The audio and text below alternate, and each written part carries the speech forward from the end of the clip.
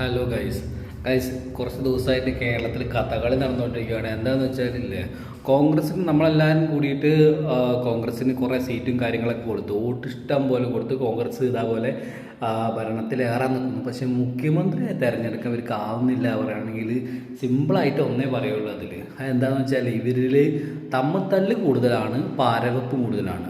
അത്രേ നമുക്ക് കോമൺ ആയിട്ട് ഇത് മനസ്സിലാക്കാൻ പറ്റുക. ഒരാൾക്കൊരു സ്പോട്ട് ലൈറ്റൊക്കെ വേണ്ടിയിട്ട് ഇവർ മൈക്ക് അങ്ങോട്ടും ഇങ്ങോട്ടൊക്കെ പിടിച്ച് വലിക്കുന്നത് നമ്മൾ കണ്ടിട്ടുണ്ട്.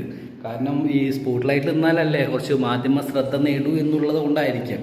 പക്ഷേ നമുക്ക് ഈ വോട്ടെടുപ്പൊക്കെ ഉണ്ടാവണ വരെ നമുക്ക് ഈ മുഖ്യമന്ത്രി കോൺഗ്രസ്സിൽ ആരാവും എന്നുള്ളതിനെ കുറിച്ചിട്ട് ചെറിയൊരു ഐഡിയയും കാര്യങ്ങളൊക്കെ ഉണ്ടായിരുന്നു. കോൺഗ്രസ് ജയിച്ച അപ്പത്തിന് എവിടുന്നൊക്കെ ആൾക്കാർ എന്തൊക്കെയാണ് പറഞ്ഞിട്ട് വരുന്നത് അറിയണമെന്നില്ല.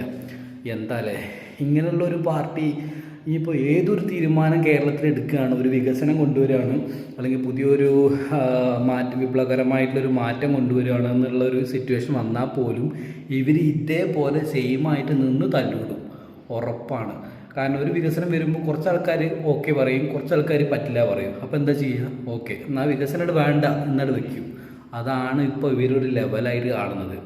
എല്ലാവരും പാടെ ഒത്തൊരുമിച്ച് പോയിട്ട് ഇപ്പോൾ കമ്മ്യൂണിസ്റ്റ് പാർട്ടിയൊക്കെ ഫസ്റ്റ് ചെയ്ത പോലെ ജയിച്ച ഉടനെ തന്നെ മുഖ്യമന്ത്രി അങ്ങനെ പലതരത്തിലുള്ള മന്ത്രിമാർ ഒറ്റയടിക്ക് ചുമതലയേൽക്കുകയാണ് ചെയ്തത്.